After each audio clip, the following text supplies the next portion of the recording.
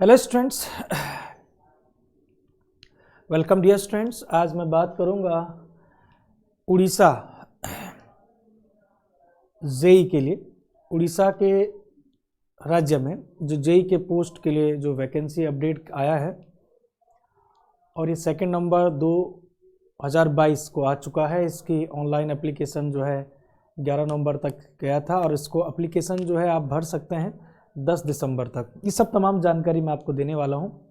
Diploma वाले के लिए है या डिग्री वाले स्टूडेंट के लिए है, इसमें क्या क्या चीज़ें फ़ीस लगेगा और कौन कौन लोग भर सकते हैं, क्या सिलेबस रहेगा, इसमें पेपर का पैटर्न क्या है, ये सब तमाम जानकारी मैं आज आपको दूंगा।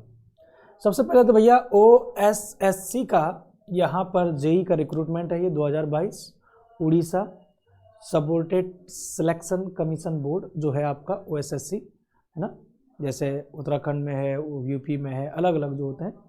तो जेई की पोस्ट के रिक्रूटमेंट है सबसे पहली बात। दूसरी चीज़ जो इम्पोर्टेंट है वो ये है, यहाँ पर ये नोटिफिकेशन 2 नवंबर का है, आउट हो चुका है। 2 नवंबर को नोटिफिकेशन आउट हो चुका है। इसकी एप्लीकेशन स्टार्ट 11 नवंबर को हुई थी, हो चुकी है और आपका ये जो लास्ट जाएगा 10 दिसंबर तक का आपके पास समय है। जिन लोगों ने नहीं भरा है तो इस फॉर्म को आप भर लें 10 दिसंबर तक, ठीक है। 10 दिसंबर तक इसका नोटिफिकेशन रहेगा, ये आप ऑनलाइन एप्लीकेशन भर सकते हैं। यहाँ पर एग्जामिनेशन का डेट जो है, प्री एग्जामिनेशन का डेट, ये टेंटेटिव नहीं है बेटा, मतलब कि ऐसा परफेक्ट डेट नहीं दिया है, लेकिन हाँ ये बोला गया है कि टेंटेटिव जनवरी से फरवरी के बीच में होगा। तो ये मान के चलते हैं कि आपके फरवरी के पहले सप्ताह में और जनवरी के लास्ट में, अंतिम सप्ताह और फरवरी के फर्स्ट सप्ताह के बीच में कहीं ना कहीं ये पेपर होने वाला है। मतलब कि समय है काफ़ी जो लोग इसके लिए पढ़ रहे हैं। 2023 में जनवरी फरवरी 2023, इस वजह का परफेक्ट डेट नहीं है, लेकिन जनवरी फरवरी ये मान के चलो आप, फरवरी की पहली तारीख या आप ये मान के चलो कि जनवरी के 30 तारीख है ना, 30-31 इस जोन में आपके पेपर होगा, ये मान के चलो आप, ठीक है। अब उड़ीसा जेई का जो रिक्रूटमेंट है डियर स्टूडेंट, ठीक है ना, OSSC जेई उड़ीसा रिक्रूटमेंट जो है उसमें फीस जो लगेगा, जनरल OBC का 200, SC ST PH जो है नो फीस, ठीक है ना, एग्जाम्प्टेड है, और फीमेल कैंडिडेट के लिए भी कोई फीस नहीं है। यहाँ पर बात करते हैं कि किस किस पोस्ट पर है, कितनी वैकेंसीज हैं। सबसे मज़ेदार बात यह कि लगभग 1000 से ज़्यादा यहाँ पर पोस्ट हैं, 1000 से भी ज़्यादा यहाँ पर टोटल पोस्ट हैं। आप चाहे तो देख सकते हैं, देखिएगा मैं बताता हूँ आपको, टेंशन न लें। 1000 से भी ज़्यादा पोस्ट हैं यहाँ पर। अगर आप टोटली देखा जाए तो यहाँ पर आप देख पा रहे होंगे मेरे साथ कि 1008 पोस्ट हैं केवल सिविल इंजीनियरिंग का। सबसे मज़ेदार बात यह है कि एक छोटा सा स्टेट में प्योरली सिविल इंजीनियरिंग का इतना सारा पोस्ट तो अपने आप में एक बहुत बड़ी अपॉर्चुनिटी है, क्योंकि 1000 पोस्ट आना किसी पर्टिकुलर एक शहर में, मतलब कि स्टेट में आना एक बहुत बड़ी अपॉर्चुनिटी है। अगर इस अपॉर्चुनिटी को आप खोते हैं तो ये फिर गड़बड़ हो जाता है। ये स्टूडेंट अलग अलग डिपार्टमेंटल वाइज इन्होंने पहले ही पोस्ट को करार दे दिया है। होता कि एक्चुअली में जनरली हम जैसे उत्तराखंड की बात करें या उत्तर प्रदेश की बात करें, नॉर्थ मेरे यहाँ नॉर्थ इंडिया में, तो जनरली मैंने ये देखा है कि पोस्ट टोटल दे देता है, उसके बाद वो डिपार्टमेंटल नहीं कहता है, वो डायरेक्ट दे देता है कि 1000 पोस्ट हैं, उसके बाद मेरिट के आधार पर, पेपर के आधार पर, उसके मेरिट लिस्ट के हिसाब से वो डिपार्टमेंटल पोस्ट वो डिपार्टमेंटली अलॉट करता है। लेकिन इसमें ऐसा नहीं है। इसमें क्या है, उड़ीसा में जैसे पब्लिक हेल्थ डिपार्टमेंट जो है, इसमें पोस्ट दे दिया उसने कि 101 जो है 101 जो पोस्ट है पब्लिक हेल्थ डिपार्टमेंट में जूनियर इंजीनियर की। किस पोस्ट के लिए क्या डिग्री डिप्लोमा क्या चाहिए वो मैं आगे आ रहा हूँ, अभी देखते रहो। दूसरा है junior engineer civil, director of municipal administration, इसके डायरेक्टर जो बनेंगे, ठीक है ना, junior engineering civil director of municipal administration में ऑफिस में, तो यहाँ पर 30 जेई लगेंगे जेई, लेकिन ये ऑफिस अलग अलग, पब्लिक हेल्थ डिपार्टमेंट हो गया, म्यूनसिपल एडमिनिस्ट्रेशन हो गया। दूसरा है डायरेक्टर ऑफ टेक्सटाइल डिपार्टमेंट में, ये जूनियर इंजीनियर सिविल का है, ये भी इसके लिए जो है एक पोस्ट है, केवल साफ साफ लिखा है एक पोस्ट है। उसके बाद जूनियर इंजीनियर सिविल पंचायत राज डिपार्टमेंट जो होता है ड्रिंकिंग वाटर डिपार्टमेंट के लिए, तो ये 421 पोस्ट हैं। Junior engineer civil water resource department के लिए जो है, वाटर रिसोर्स डिपार्टमेंट जो होता है आपका इरीगेशन वाला डिपार्टमेंट होता है, जहाँ पर कि आपकी कैनाल ये सब चीज़ें डिजाइन होती हैं, फ्लड एरिया जो होता है ना उसको प्रिवेंट करने के लिए। 451 हो गया 451। उसके बाद आते हैं junior engineer director of fisheries में है आपका जो है 41, मतलब कि टोटल जो अगर जोड़ दें तो 1008, लगभग आप देख रहे हैं 1000 पोस्ट हैं, 1000 से ज़्यादा पोस्ट हैं डियर स्टूडेंट। ये बड़ी अपॉर्चुनिटी है। चलिए आगे बढ़ते हैं।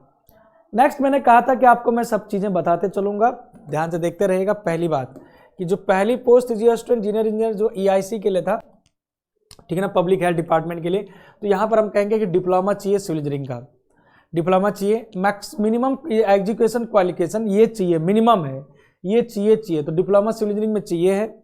आप जेई की बात करें सिविल में, म्यूनसिपल एडमिनिस्ट्रेशन में, यहाँ पर भी डिप्लोमा चाहिए, लेकिन कंप्यूटर नॉलेज भी चाहिए। पंचायत राज के लिए डिप्लोमा चाहिए भाई, और जेई टेक्सटाइल के लिए जेई डिप्लोमा चाहिए। Diploma in civil engineering water resource department and by Orissa state council. Dear student यहाँ पर बिल्कुल नहीं लिखा है कि डिप्लोमा कहाँ से है। ये जितने भी जेई हैं ऊपर वाले, खासकर यहाँ तक, यहाँ पर नहीं लिखा है कि जेई कहाँ का आपने किया है, लेकिन यहाँ पर सवाल है diploma in civil by Orissa, मतलब उड़ीसा से जिन लोगों ने किया होगा जे डिप्लोमा, उनकी बात हो रही है, ये उसके लिए है वाटर रिसोर्स डिपार्टमेंट में। जेई और डायरेक्टरी ऑफ फिशरीज, तो ये diploma in civil engineering again आ गया भाई। ऑब्वियसली यार किसी भी स्टेट में जब जेई की वैकेंसी आती है तो ये तो अपने स्टेट के बच्चों के लिए कुछ ना कुछ सेफर साइड में तो रखेगा ना।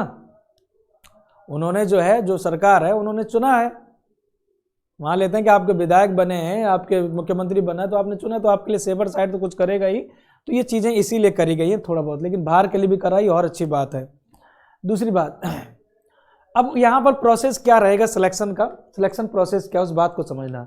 The candidate will be selected at the junior engineer in the various department on the basis of their performance in 2 stages of the examination, one is the preliminary and second one is the mains exam.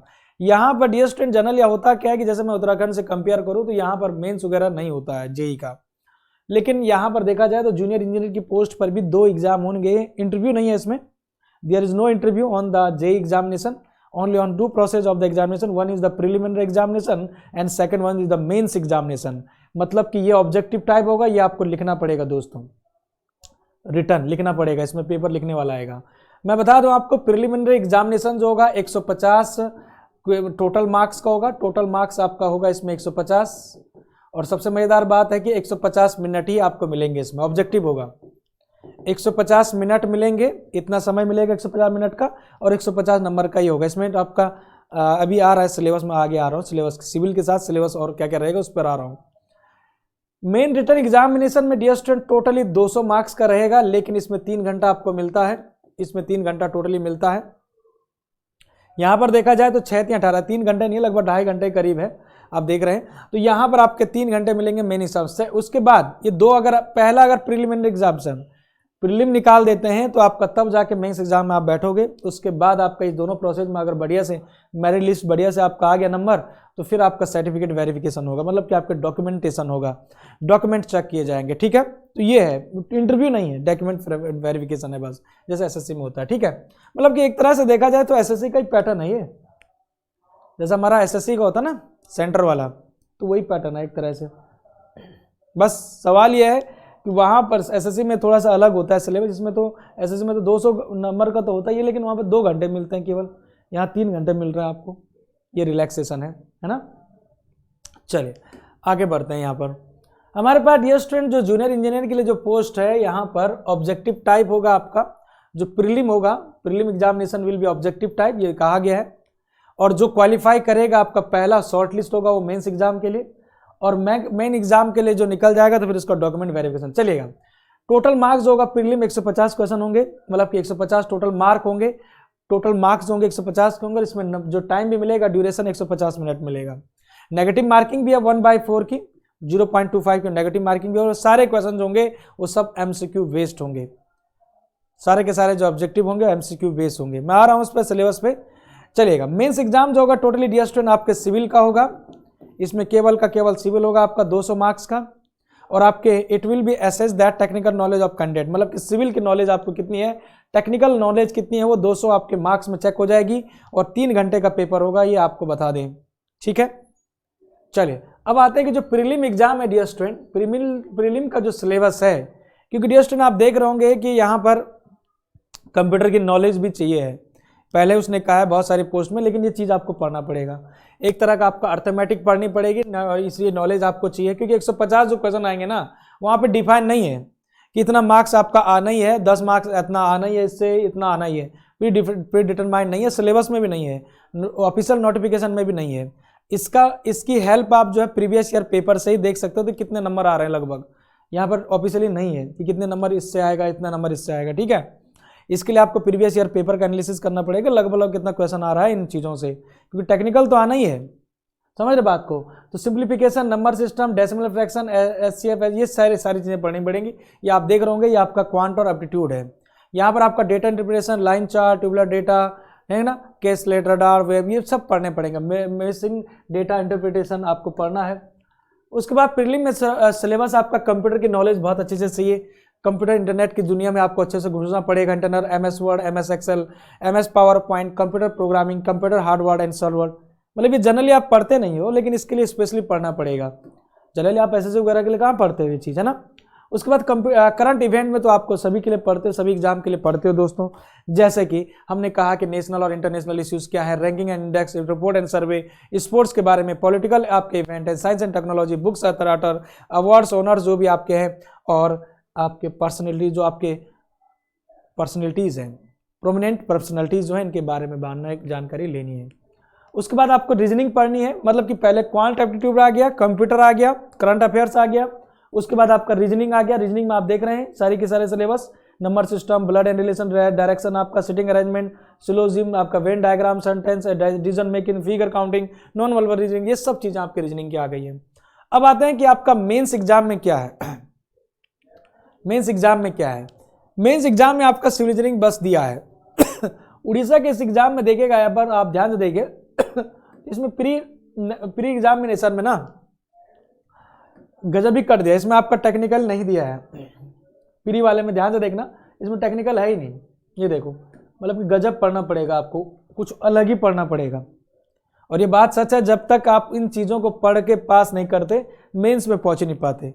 Civil engineering तो आप सोचो ही मत, आप pre में, है ना। चलेगा, mains exam में आते हैं डियर स्टूडेंट। मेंस जो 2-3 घंटे का एग्जाम होगा, उसमें कंप्लीट जानकारी आपकी अब बढ़िया से होने वाली है तरीके से। बिल्डिंग मटेरियल, कंस्ट्रक्शन थ्योरी, मतलब वही सीपीएम वाला part, strength of material, theory of structure, RCC and steel, surveying, fluid mechanics, hydraulics, irrigation engineering, hydrology and water resource engineering, environmental engineering, transportation engineering, soil mechanics, estimation and costing and Jio technical and concrete technology. मुझे लगता है कोई subject छोड़ा हो गया इसमें, मुझे लग रहा है कोई छोड़ा होगा। सभी सब्जेक्ट हैं, बस एक सब्जेक्ट है, कौन सा बताओ। मुझे नहीं लग रहा है कोई सब्जेक्ट छोड़ा है, सभी सब्जेक्ट करे हुए हैं। देखो ना, एक एक सब्जेक्ट जो है सबकी नॉलेज आपको चाहिए, कोई भी सब्जेक्ट ऐसा नहीं है जो नहीं करना पड़े, सब कुछ करना पड़ेगा, ठीक है। चलिए, तो यहाँ पर आपके उड़ीसा की मैंने आपको जेई की जानकारी दी है, जो कि 1000 पोस्टों पर है, चलेगा। तो इसके लिए आपका जो है प्रैक्टिस क्लास हम चलाते रहेंगे। और अगर आप डिटेल क्लासेस में मेरी जाना चाहते हो कि सर ये चीज़ें पढ़नी हमको डिटेल में, सिलेबस आपने देख ही लिया है, ऑफिशियल नोटिफिकेशन इसको डिस्क्रिप्शन में मैं दे दूंगा, इसका आपको उसको देख लेना, लेकिन इसको फॉर्म भर देना, ठीक है ना।